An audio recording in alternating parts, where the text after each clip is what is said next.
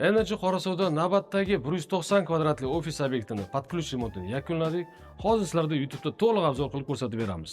Obzorimizda taxminan 10 minut 15 minut davom etadi va har bitta o'zini ofisini podключ remont qildirib, maksimal baland chekda arendaga qo'ymoqchi yoki bo'lmasam o'ziga xodimlarga shunaqa chiroyli sharoitli ofis qilmoqchi bo'lgan akalarimizga aniq foydali bo'ladi. Bo'lmasa obzorimizni boshladik. Qaniki.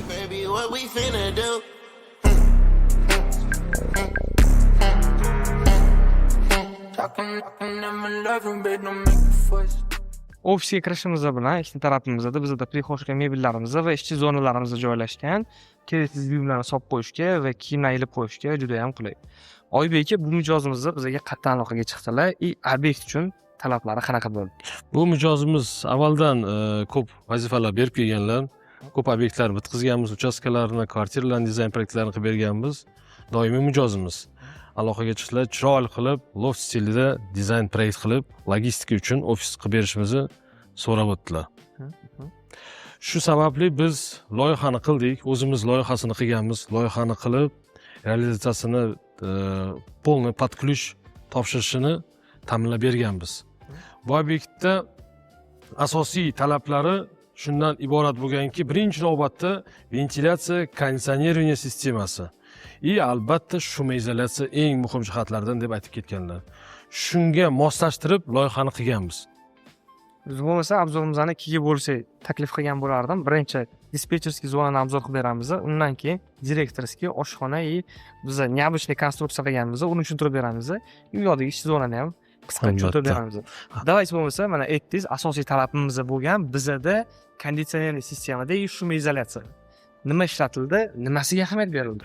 Qarang, bu yerda ventilyatsiya sistemi, pritok, otok vozduhi eng muhim jihati, sababi ishchilarda komfort sharoit yaratish uchun birinchi navbatda toza havo kerak, kislorod kerak. O'sha narsaga biz kuchli motorlar qo'yib ketganmiz, чтобы pritok tashqaridan toza havo kelishi, bu yerdagi yomon havoni chiqarib ketish uchun sistema o'rnatilib ketilgan. Sistemamiz kassetni VRF sistema qo'yib ketganmiz. Полный qishin yozin ofisda isitish, sovutish regularni bo'lishi kerak, chunki bu yerda Ulug'bek 24 soat ish davom etadi. Har qanday sharoitda yaxshi sharoit bo'lishi kerak, chunki o'shanga qarab ishni produktivnosiyati oshadi, natija ham shunga qarab bo'ladi. Bu yerda asosiy talablari qanaqa? 3 ta bo'limga bo'lib ketganmiz bu yerda. O'sha dispetcherskiy zonasi, отдельно переговорный zonasi, отдельно shu обслуживающий zonalarga 3 ta qismga bo'lingan bu yerda bizda. Tak, shum izolyatsiya haqida gaplashdik. Shum izolyatsiya bo'lishi uchun biz qanaqa materiallar ishlatdik? Qanaqa bular shovqinni bizga yo'qotib beradi? Qarang, asosiy koridor zonalariga biz kafel ishlatib ketganmiz. Asosiy koridor zonalar nimaga? Chunki постоянно bu yerda yuriladi.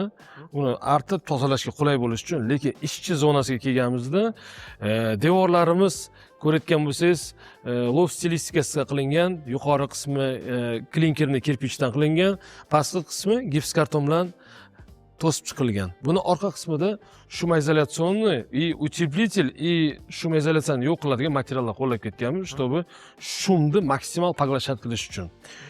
Pollarimizda ko'rayotgan bo'lsangiz, kavralanlar to'shilgan, kavralanlar чтобы резиновый qilingan. Bu uzoq yil xizmat qilish uchun, ham tozalash, ham чистка uchun juda ham qulay bo'lishi uchun, plus eng glавныйsi biz uchun shum yo'qotish uchun.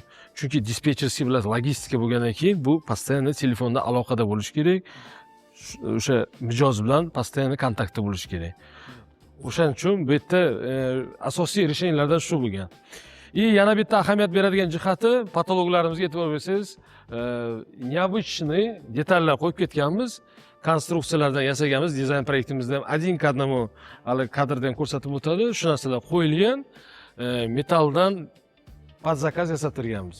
Bu ham o'ziga yarasha qanaqadir ko'rkamlik yetdi. Endi loft stilistikasini hamma ham o'zi tushunadigan odam juda oz deb bilaman, chunki loft bu o'zi minimallashtirish. O'zi minimallashtirish deganda oshiqcha detallarimiz bu yerda juda kam. Kirganingizda odamga komfort bo'lishi kerak, ishlash uchun hamma sharoit yaratilgan bo'lishi kerak. Shuni hisoblayman. Ahamiyat beraman Oybek aka, har bitta zonada bizda art obyektlarimiz bor. O'zi biz ko'zimizni o'rganib qo'ygan ofisga kirganingizda однотонный rang beriladi, panel beriladi yoki pokraska beriladi, bo'lish bo'ladi. No har bitta zona необычный kreativniy qilindi. Nimaga unaqa qilindi? Buni birinchi o'zi ikkita uchta sababi bor bu narsaga. Birinchi sababi bu albatta o'ziga yarasha dizaynga ko'rkamlik berib turibdi. Ikkinchi jihati bilasiz, hozir hamma joy Instagram sotshet bilan bog'liq. Hozir har qanday biznes shunga bog'liq. Hozir usiz hech qaysi biznes yuradi deb hisoblash xato bo'ladida. Hamma joyda hozir reklama, kontent bu eng главный prioritetlardan hisoblanadi. Shuning uchun bu yerda bular ham o'zini продвиженияsi bor, Instagramda reklamasi bor. Shuning uchun har xil fonlarda ko'rayotgansiz traklar turibdi, bu yerda необычный kartinalar turibdi. Bunda ham o'zi Amerikani misol kartalari ko'rsatilgan, bu yerda har xil kontentini olsangiz bo'ladi. Kirganingizda o'ziga yarasha komfort berib turibdi. Zo'r. Значит, bizani bu birinchi zonamizni, kichkina chill zonamiz ham bor. Operatorimizdan so'raymiz, uni ham ko'rsatib ketadilar. И bizni u yoqda ikkinchi zonamiz bor. Oshxonamizda qilingan, необычный aytganimizdek konstruksiyamizda qilingan, Amerika logistlariga adashmasam moslab, direktorskiyimizda bor. И yana bitta ishchi zonamizda bor. Bo'lsa, ikkinchi korpusimizga ketdik. Oybek aka, bo'lmasa ikkinchi korpusimizni qayerdan obzor qilishni boshlaymiz. Ikkinchi korpusimizda birinchi navbatda biz uyimizni yuragi hisoblangan elektroshit, serverni shitlardan boshlaymiz. Bu yerda как бы insonni qon tomiriday bo'lgan narsada bu ofisimizda ham eng asosiy narsa elektrichество. Chunki stabilniy internet, stabilniy elektrichество, stabilniy связь bu yerda eng muhim jihatidan hisoblanadi. Ko'rib turganingizdek serverni shitlar qo'yilgan, усилитель связь и albatta безопасный qilib, xavfsiz qilib shitlarimiz yig'ilgan. Har bitta ishchi zonada o'zini bilasiz, napolniy rozetkalari bor, udobство bo'lishi uchun ahamiyat berilgan. Bo'lmasa, bizda dalcha konstruksiyamizda oshxona qismimiz joylashgan. Mana shunaqa ikki tash quvorish Oybekka ideya kimdan chiqdi? И uni qanaqa realizatsiya qildinglar? Bu birinchi jihatdan bizni bu 190 kvadrat deb aytyapmiz. O'zi bu ofisda kvadraturasi 170 kvadrat tashkil qiladi. Bizda qanaqa bo'ldi? Hamma narsani отделlarni joylashtirdik. 3 qismga bo'lindi, bo'lingan. Dispetcherskiy alohida, связь bilan bog'lanadiganlar alohida, hamma bo'linganda bizda nima muammo chiqdi? Oshxona uchun joyi bor, lekin ishchilar Amerika vaqti bilan ishlatgani sababli dam olish kerak. Chunki dam olish birinchi navbatda turadi-da. O'shaning uchun sharoit yaratib berish kerak edi. Biz hech qayerga sig'dira olmadik. Patologimizni balandligi 4 metrlik bo'lgani uchun biz dizaynerimiz bilan shu qarorga keldik. Davay shu qismni hojatxona qismini 2 etajga bo'laylik.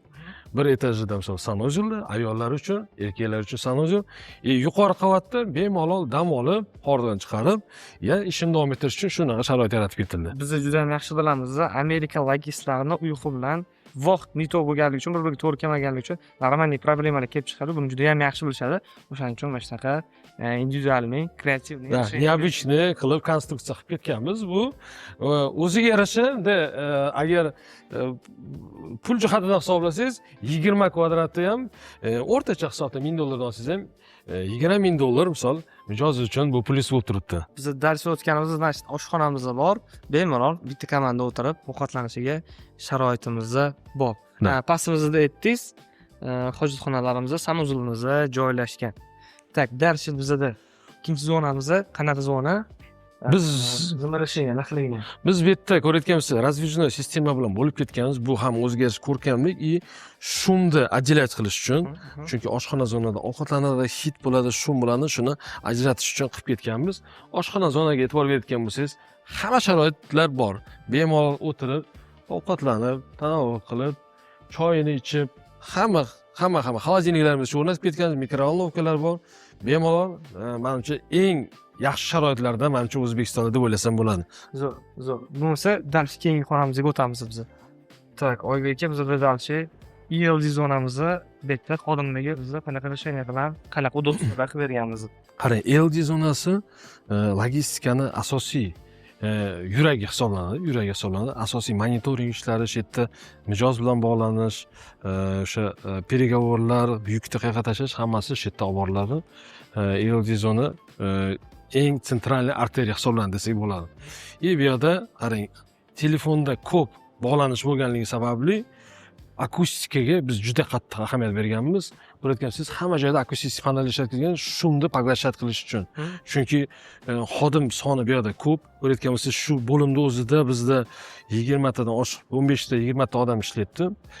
Shuning uchun bir-biriga xalaqit bermaslik uchun shu narsa ishlatib ketganmiz. Yana bitta ahamiyat beradigan jihati 24 soat ish davom etganligi sababi освещение. Tunda bizda чтобы chiroqlar точечный освещение berish kerak. Asosiy lineyni освещениеlar o'chirib qo'yiladi. Nimaga? O'sha ishlayotgan xodimning ustida lampasi turadi. Yorug'lik kerak bo'lsa yoqib qo'yiladi. Давайте Oybek bo'lmasa ortiqcha bezda qilmasdan direktorskiy xonaga o'tamiz. Ko'ryapsizlar, ish qaynayapti. Ish jarayoni. Da, ish jarayoni qaynayapti. Ish to'xtatib bo'lmaydi. Buni bilasiz. Rukovodительskiy kabinetimiz. Rukovodительskiy kabinetda ko'rayotgan bo'lsangiz ikki qismga bo'lingan. Bittasi переговорный zonamiz, asosiy rahbar xodim bilan o'tirish uchun переговорный kichkina переговорный joyimiz bor. Ko'rsanglar bo'ladi, qanaqa juda ham chiroyli ekan. Direktorskiy stol uchun bundan menimcha premiumdan vakili bo'lmasa kerak menimcha. Tak, qarang shu joyga kelganda Oybek aka. Endi juda ko'p holatlarda kuzatayotgan insonlarimizda ham bo'ladi. Ofisni remont qilib, maksimum qimmat chekda arendaga topshirmoqchi bo'lgan mijozlarimiz bo'lishi mumkin. Nima maslahat berasiz? Mana shu remontchasiga nimaga ahamiyat berish kerakki, o'sha ofis maksimum baland chekda arendaga topshirilsin. Qarang, ofisda standartni решение aytaman. U dizayn loft qildirasizmi, minimalizm qildirasizmi, bu o'zingizning xohish istagingiz. Bu ofis uchun men o'ylayman bu ikkinchi darajali deb hisoblayman.